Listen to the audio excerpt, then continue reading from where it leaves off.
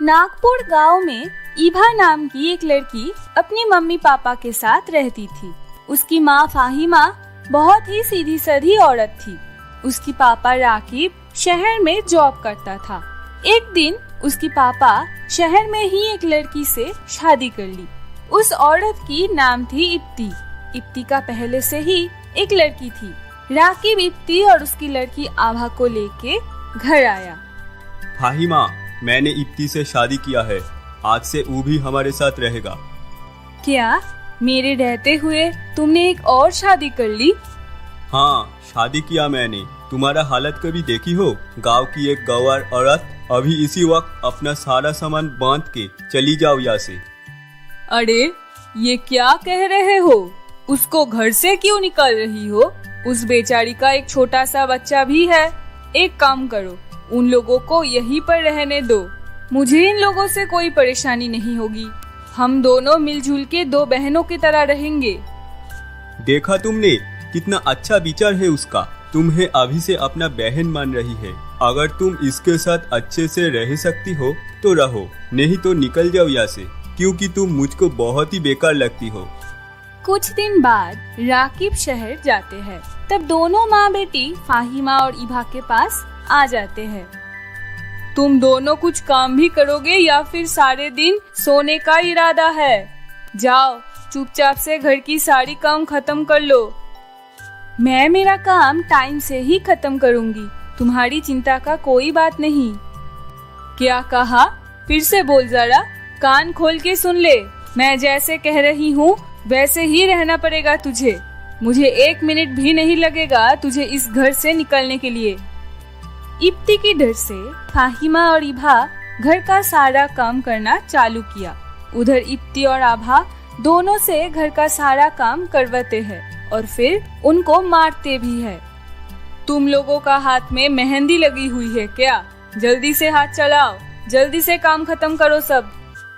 ईभा और आभा एक ही स्कूल में पढ़ाई करते थे। पैसों की ना होने की वजह से ईभा स्कूल में पुराने किताब लेकर जाती थी।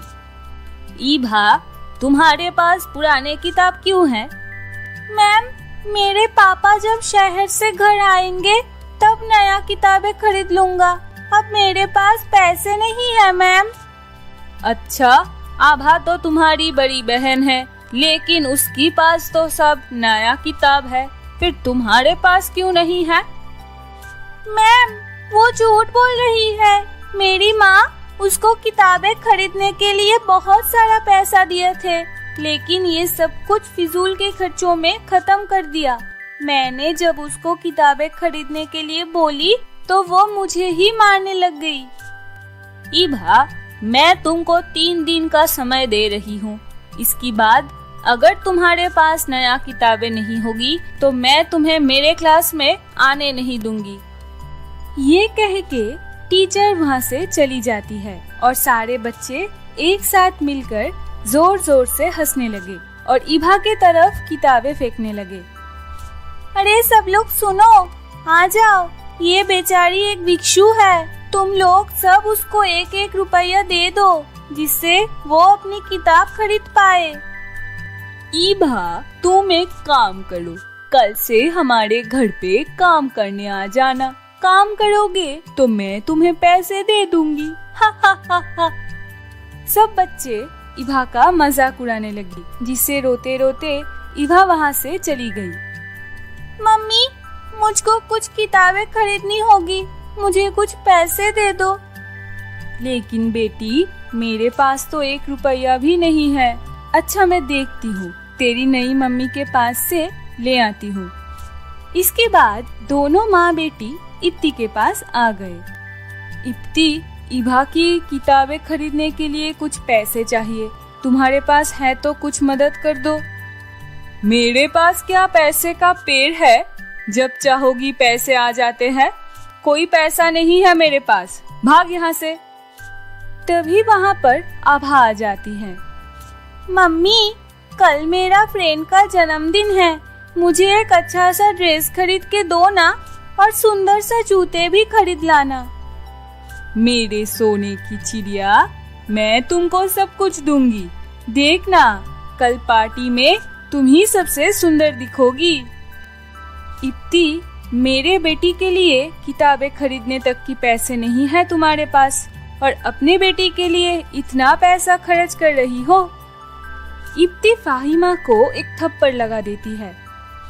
मैं मेरी बेटी को कुछ भी खरीद के दे सकती हूँ, उसे तुझे क्या, तू नजर मत लगा।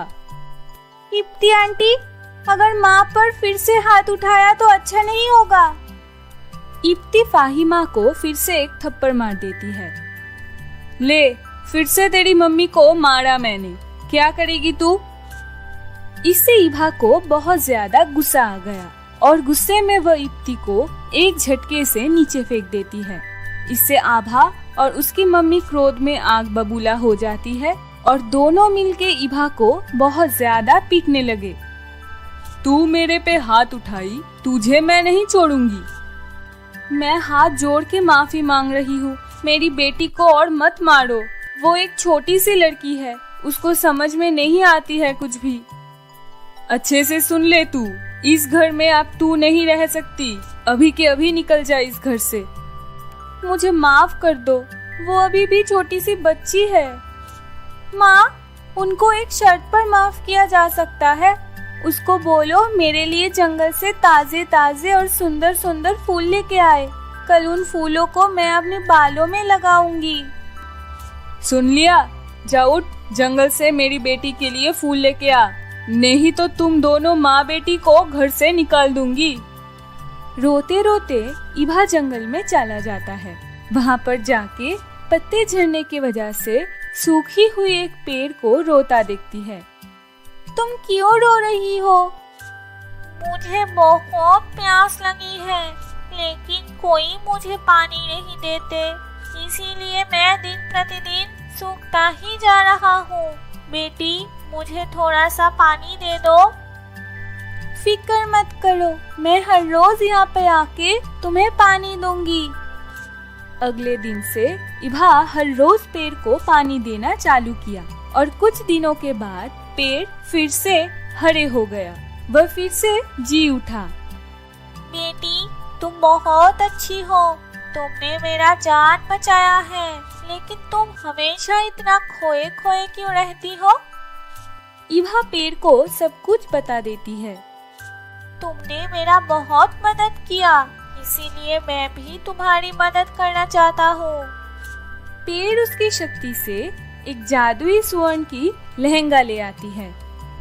ये लो, ये एक जादुई लहंगा है, इसके पास तुम जो भी मांगोगे वो मिलेगा तुमको। अब से तुम्हें कोई कुछ नहीं बोलेगा। उसके बाद पेड़ और भी 2 लहंगा ले आती है। ये लो माँ, मुझे पता है कि तुम्हारे सतमा और बहन तुम्हें लहंगे के लिए परेशान करेंगी, तब तुम उन दोनों को ये लहंगा दे देना। इभा जादुई लहंगा को लेकर घर में चली जाती है। उसके बाद वो जादुई लहंगा से उसकी किताबें मांग लेती है। आहिस्ता आहिस्ता दोनों माँ बेटी जादू की मदद से बहुत पैसे वाला बन जाती है।